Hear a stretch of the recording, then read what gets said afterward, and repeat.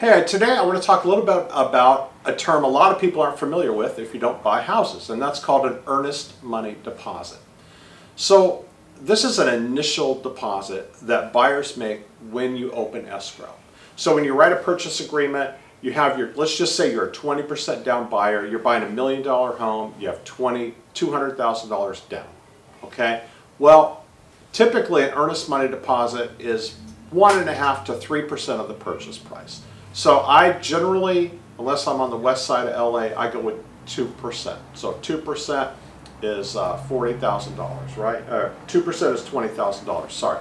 So 2% is $20,000, and that is your earnest money deposit. So if your offer gets accepted, you open escrow. Well, the first thing they need is some of your money, your earnest money deposit.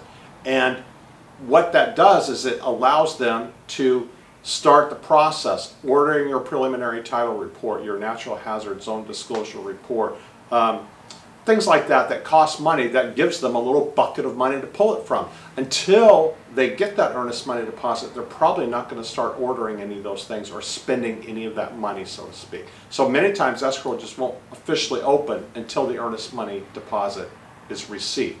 They're all wired these days. I don't know anybody who doesn't prefer them to be wired, but you have to be careful with wire fraud.